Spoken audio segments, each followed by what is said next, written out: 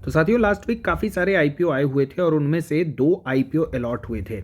इसके अलावा अगर बात किया जाए तो सिनोरेस का भी आईपीओ आया था जो कि स्मॉल एचएनआई कैटेगरी में अलॉट हुआ है और इसकी लिस्टिंग जो है वो मंडे को देखने को मिलेगी। एंड अदर देन दिस अभी यूनिमेक का आईपीओ आया हुआ था, उसका अलॉटमेंट भी आज के ही दिन आउट हुआ था और आज के दिन इस आईपीओ में भी अलॉटमेंट हुआ है।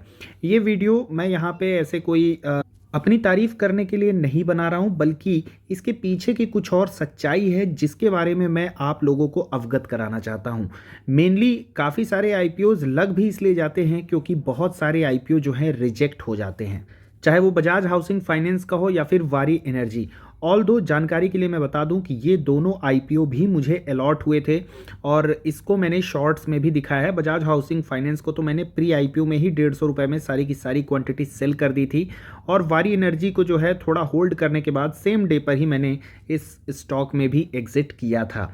सबसे पहले मैं बता दूं कोई भी बाई या सेल की रिकमेंडेशन नहीं है, जस्ट एक एजुकेशन पर्पस पर है। मैं आईपीओ कैसे लगाता हूं उसके बारे में बात करेंगे और क्या एक रिटेल इन्वेस्टर को करना चाहिए क्या नहीं करना चाहिए उसके बारे में भी बात किया जाएगा। सबसे पहले तो आप ये जान लीजिए कि 15,000 के अराउंड जो भी पहला लॉट लगता है, एक लॉट की वैल्यू होती है किसी भी आईपीओ में, वो रिटेल कैटेगरी में आती है और 2 लाख के अराउंड या फिर उसके एबव जो भी लॉट लगाए जाते हैं किसी भी मेन बोर्ड आईपीओ में वो आता है स्मॉल एचएनआई कैटेगरी और बिग एचएनआई कैटेगरी जो होती है वो 10 लाख के ऊपर वाली कैटेगरी होती है। यानी आप इतने सारे लॉट ले लीजिए कि टोटल अमाउंट 10 लाख से ऊपर हो जाए तो वहाँ पे जो है आपकी कैटेगरी बिग एचएनआई हो जाएगी।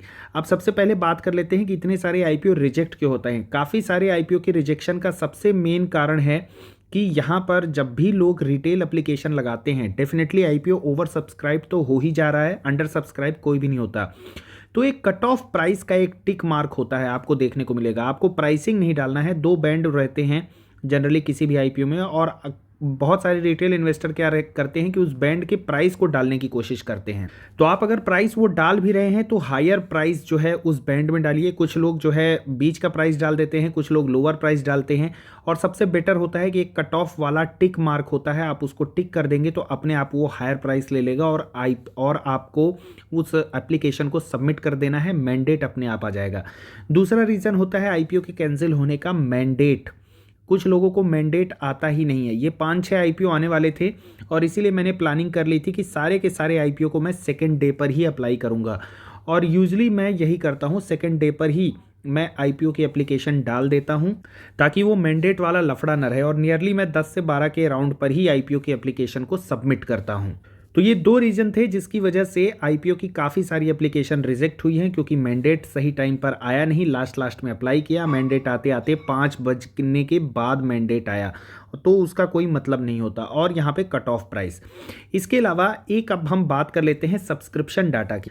सपोज करते हैं कि कोई आईपीओ आया है रिटेल एप्लीकेशन, मान लीजिए कि 7 से 8 गुना जो है सब्सक्राइब हुआ है। स्मॉल एचएनआई की बात करें तो सपोज करिए 40 टाइम्स सब्सक्राइब हुआ है और बिग एचएनआई की बात करें अगर मान लीजिए कि 50 टाइम्स सब्सक्राइब हुआ है।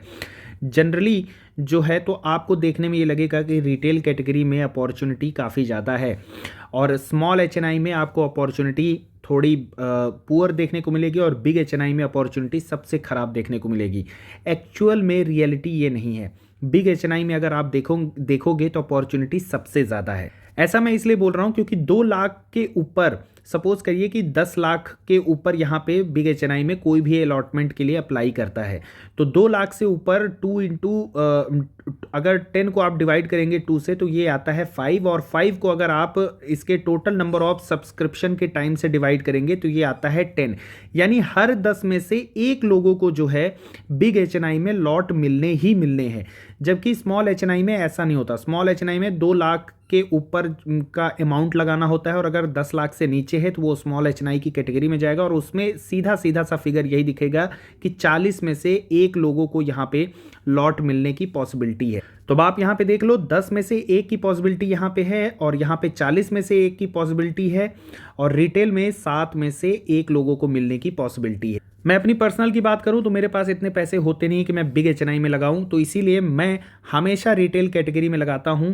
सिर्फ और सिर्फ सिनोरेस की बात करें तो इसमें ही मैंने स्मॉल एचएनआई कैटेगरी में लगाया था और उसका रीज़न ये था कि इसमें रिटेल कोटा जो था वो 10% था और एचएनआई कोटा जो है तो वहाँ पर ज़्यादा चांसेस थे एचएनआई कोटा मतलब अलॉटमेंट के। जब भी कंपनी लॉस मेकिंग होती है तो वहाँ पे रिटेल कोटा जो है 10% किया जाता है, और जो भी कंपनी प्रॉफिट मेकिंग होती है वहाँ पे रिटेल कोटा 35% कर दिया जाता है। इसके अलावा आप अपने अलॉटमेंट के चांसेस को बढ़ाने के लिए और क्या कर सकते हैं, हर एक फैमिली मेंबर के नाम से जो है आप चाहे तो एक डीमैट अकाउंट ओपन कर सकते हैं। मैं क्या करता हूं, मैं अपने नाम से ओपन किया हूं, अपनी वाइफ के नाम से ओपन किया हूं। हम दो लोग यहाँ पे जो है तो आईपीओ में लगाते हैं, और जो मेरा लॉन्ग टर्म का पोर्टफोलियो है वो मेरी वाइफ के अकाउंट से है। तो आप यहाँ पे देख सकते हैं ये दोनों अलॉटमेंट जो है वो मेरी वाइफ को मिले हुए हैं।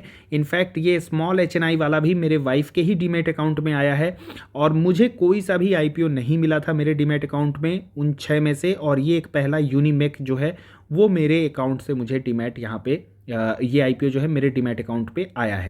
तो मेरी क्या स्ट्रेटजी थी, जितने भी प्रॉफिट मेकिंग वाले आईपीओ थे 35% का जिनमें कोटा था, क्योंकि मेरे पास फंड बहुत ज़्यादा नहीं रहते हैं, लगभग 7 से 8 लाख रुपए थे, तो मैंने सभी में रिटेल कोटा में ही अप्लाई किया। सिर्फ सेनोरेस था जहां पे रिटेल कोटा का जो कोटा था वो सिर्फ 10% का था, एचएनआई कोटा ज़्यादा था, इसलिए मैं अब चूंकि मेरे पास इतने तो है ही नहीं बिग एचएनआई जितने कि मैं किसी भी एक आईपीओ में लगा दूं, तो मैं वहां पे स्मॉल एचएनआई में अपना किस्मत जो है आजमाने के लिए लगा दिया कि अगर लगा तो लगा, नहीं लगा तो वैसे भी लगता है नहीं आईपीओ। लेकिन जिनके पास फंड ज़्यादा है, मैं कहूँगा अगर आपके पास फंड 20 लाख, 40 लाख, 50 लाख रुपए रहते हैं अकाउंट में, तो उनके लिए अपने अलॉटमेंट के चांसेस अगर आप बढ़ाना चाहते हैं तो big HNI is a good option. यहाँ पे आप जो है तो इसमें लगा करके आप अपने चांसेस को और भी ज़्यादा इंक्रीज कर सकते हैं। इसके अलावा अगर आपको मैंडेट वगैरह की कोई प्रॉब्लम आ रही है तो आप चाहें तो असबा से जो है तो आईपीओ को अप्लाई कर सकते हैं। हर एक बैंक का अपना असबा अप्लाई करने का एक कट ऑफ टाइम होता है, किसी बैंक का लास्ट डे में 2:30 बजे होता है, किसी का 4:30 बजे होता है, ठीक है। वो 5 बजे वाला सिस्टम सिर्फ यूपीआई के लिए है। असबा से हर बैंक का अपना अलग अलग है। इसके अलावा अगर मैं बात करूं, आपके पास एसबीआई है तो आप उसमें किसी भी डीमैट को जो है तो रजिस्टर कर सकते हैं। आईसीआईसीआई की अगर मैं बात करूं तो उसमें आप जो है तो किसी दूसरे का डीमैट लिंक नहीं कर सकते, आपको आईसीआईसीआई डायरेक्ट में ही डीमैट अकाउंट ओपन करा के और फिर आप असबा अप्लाई कर पाएंगे।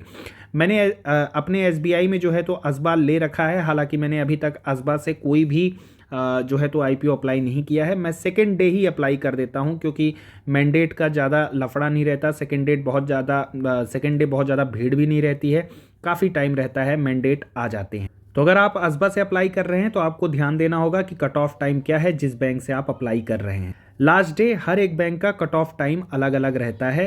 And last but not the least, बहुत ही इंपॉर्टेंट चीज, एक पेन से आपको किसी भी आईपीओ में एक ही एप्लीकेशन लगानी है। फॉर एग्जाम्पल के लिए, अगर आप अपने ही एक पेन से एंजल 1 में डीमैट अकाउंट ओपन करा रखे हैं, जीरोधा में डीमैट अकाउंट ओपन करा रखे हैं, ग्रो में डीमैट अकाउंट ओपन करा रहे हैं, तीनों से मत लगाइए, एप्लीकेशन तुरंत कैंसिल हो जाएगी। बेनिफिट जो है किसी थर्ड पर्सन को मिल जाएगा, आईपीओ उसको मिल जाएगा। इन 3 में से कोई सा भी एक आप चूज कर लीजिए और उसी से आईपीओ की एप्लीकेशन लगाइए। एक आईपीओ में एक पेन से एक ही डीमैट से आप लगाइए। आप इसको यूं समझिए, एक पेन एक आईपीओ एप्लीकेशन, दैट्स इट। अगर आपको ज़्यादा एप्लीकेशन लगानी है तो इसीलिए मैं बोल रहा हूँ फैमिली मेंबर के नाम से भी आप जो है डीमैट अकाउंट ओपन करा दीजिए। जैसे मैंने अपनी वाइफ के लिए जीरोधा का ले रखा है, अपने लिए ग्रो का अकाउंट ले रखा है, तो मैं अपने में ग्रो से आईपीओ में अप्लाई करता हूँ, अपनी वाइफ के नाम से मैं जीरोधा में अप्लाई करता हूँ। तो साथियों, आज की वीडियो में बस इतना ही। कंटेंट अगर यूजफुल लगा है then hit the like button and do not forget to subscribe our channel. अपने दोस्तों के साथ भी शेयर करिए, और अगर आईपीओ से रिलेटेड कोई और डाउट है, कोई भी क्वेरी है, कमेंट सेक्शन में कमेंट करिए। I would love to answer that. Thanks for watching the video.